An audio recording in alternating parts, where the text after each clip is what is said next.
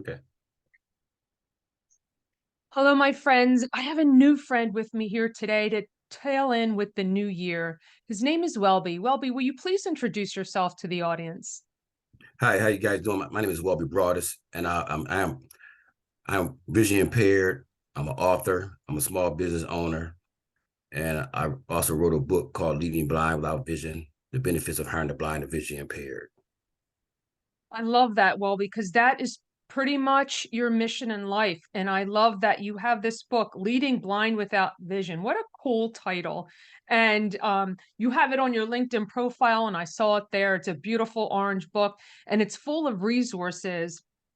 But let's lean into why you do what you do, right? You said you're legally blind, but you're giving back. Your life is of service. So let's share these beautiful things that you get to do in your life and helping others. Um, so one thing, I'm a small business owner, so I assist individuals who got dreams of starting a business, help to get their business started. But where my really passion is for the blind and vision impaired community. This community, when it comes to employment, we're overlooked all the time.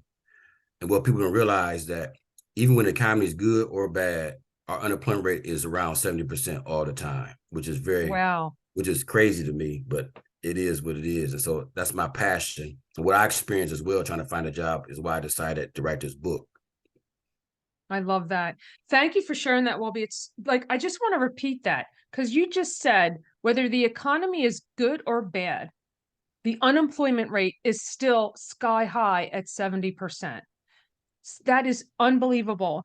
So I believe, and I want you to reiterate, like you might have some resources in your book in for what people can do to, tap into this untapped market, if you will. Yeah. So my book is geared to HR professionals, business executives, and business owners. Mm. So in the back of the book, I created a section for those individuals, my target audience, to actually tap in with work with their local states or U.S. territories, services for the blind and vision impaired, or the vocational rehabilitation center. And I listed all of them for all the states and U.S. territories, their address and contact and phone numbers as well. That's such a tremendous resource at the end of your book.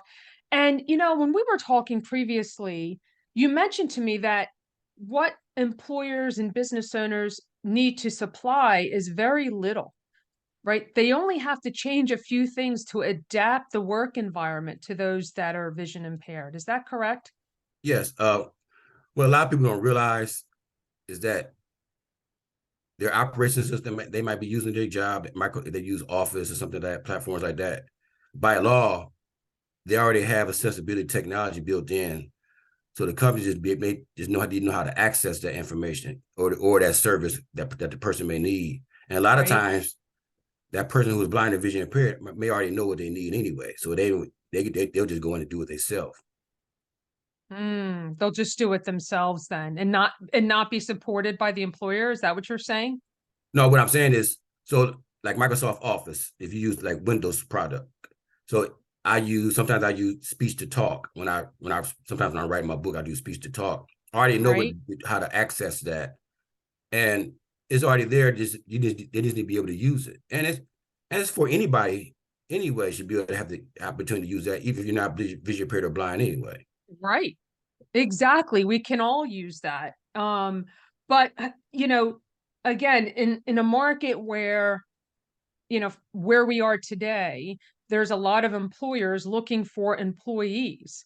This is a big chunk of talent. And if I'm not mistaken, it's across all industries, right? It's not these people are individual and they do all the things that everybody else would do, correct? Yes, it's any. So I interviewed this guy doing my book. His name Bello Separini, and he's in technology. He's blind, and he made a good point. He said any job that requires the use of a computer, anybody who's blind and vision impaired is capable of doing. So Let's repeat that's that. yeah, Any job with someone who's vision impaired is they can do it. yep. And Any everybody job, gets a computer. yep. Any job that requires a computer use, a blind and vision impaired can do it. Now, I'm not saying be a truck driver, driving something like that, but I'm just saying any job that may Right. require them to actually sit down and use a computer on a daily basis on the job, we're Right. capable of doing. Yeah, you're capable of doing it. So that is tremendous. You know, and then also when we spoke initially, you had some things that happened in your life that, you could have taken a different direction. You got rejection letters. Tell us about your resilience there, well, because I know this, it lit me up. I know it'll light people up in how you turn things around for yourself and for others. All right, so I'm gonna keep it short. I want to get in depth on it, but Okay. when I was in high school, I had to go to traditional public school. My parents couldn't afford me to go to a specialized school for the blind and vision impaired, so I ended up going to regular public school. When I got into high school, you meet your counselor your senior year, and they will map out your plan after graduation, what you plan on doing. And at that time, I wanted to go to college for computer science, and that was already in my mind. That's what I wanted to do. When I went to the office of my counselor, she said, "What's your plans?" I said, "Well, I plan to go to either Kent State or Akron University." And without any hesitation, she told me I was in college material. Mm. And that's all I heard when she said that. And my mind was already focused. I said, now I definitely got to go to college, and I'm definitely got to graduate, because I can't let this lady prove to me, tell me what I can't do when I know what I'm capable of doing myself. And so I ended up going to college, got 2 degrees, and my first job was working at the university. And I actually worked with some special ed kids from a local high school that was like on campus. And this is how guys work. Complete circle. When I go down to meet their counselor, it's the same counselor who told me I was in college material. Wow. So Wow. that stuck with me. And Sure. even to this day, it's still like a carrot in my head that I use all the time. And you know what? And it can stick in all of our heads as we're listening to your story, well, because I think it's, the power of rejection is redirection. Like you knew in your heart of hearts what you wanted to do, and you still did it. Right. And it's Correct. just, I think, a testament of resilience that we can share with everybody, that if you know in your gut what you want to do, keep going, because there's always going to be people in our path that are going to try and deter us. Right. Right. Right? Yeah, no, it's such a great story. And I think we can transcend into so many things that we do in our lives throughout the year as we go on and, meet our goals and do different things. There's always going to be a rock or pebble that's going to hook us up and, come back to where you are, from a um confident perspective. So I think it's just such an amazing outlook. And again, you still give back, and and tell me what your current job is, because you have off today, which is allowed us to record, but Yeah. you work with people who are vision impaired, correct? No, I work with I work with juveniles at the juvenile court.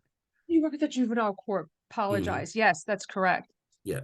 And I So help at-risk youth get themselves back together. Basically, the different circumstance than I was, but they're still at-risk youth and need some of this guidance. And that's what I do as well. yep, Um, yep. It's so generous, Welby. So, you know, what can we share then with people who are listening today to take advantage of this untapped market? What would you want to encourage people to do?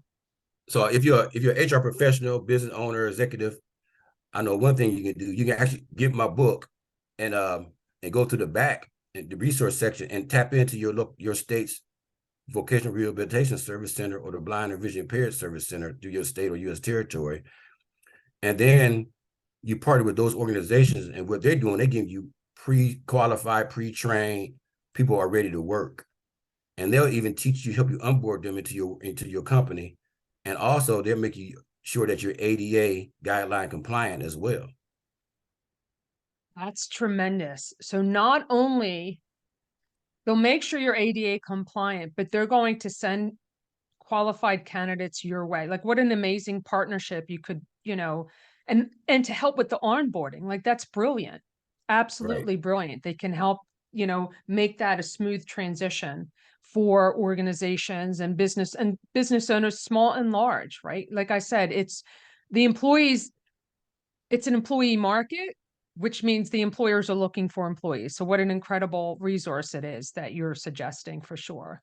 Yeah. Yeah. And I think one thing, especially right now, there's a lot of people not trying to work, so a lot of companies still got to help when the signs up. So this is a great time to tap into this market of people who are ready to work, just to give them a Right. chance. Yep. Just give them a chance. I love that. How to give people a chance. Just work with other organizations. I just love that so much. So, talk to me about what your favorite piece of clothing or accessory is and how it makes you feel. Yeah, you like that question. What a great smile. Yeah, I never had that question before, so I would have to say my favorite piece of clothing would be shoes, and I always You have to got have a an nice. A plus. Yeah. Tell me more about that. So I have to always have a nice pair of shoes because I don't drive. So a lot of times I'm walking maybe to a bus stop or I walk to where I need to go. So my feet always have to be comfortable. Right? And I buy a little more expensive shoes than I normally would buy, probably just on the average person, because I'm always looking for comfort. So I like buying the best comfort shoes I can buy. So I wear Good shoes. for And then I you. also want them to look nice because if I'm walking all the time, the weather gets my shoes more damaged than probably the average person who maybe hop in and out of a car. So shoes are important. I'm with you 100,000% right there. So Yeah. important. Yep, yep. Wearing the good ones. So Welby, if someone wanted to continue the conversation with you directly and learn more about you and all the great things you do for your community and just everybody by and large, where's the best place for them to find you? They can go to my website and fill out a contact form. And my website is broaddusbizsoul.com. So that's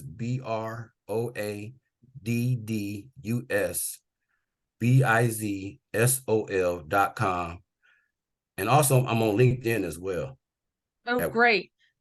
Wonderful. So what I'll do, Welby, is I'll make sure that we have, links in the show notes. So all that somebody has to do is tap that link and they'll find you directly. But I so appreciate your time and sharing your work with us today because what you do is so important and the resources that you provide. And hopefully it provides a solution for someone very soon.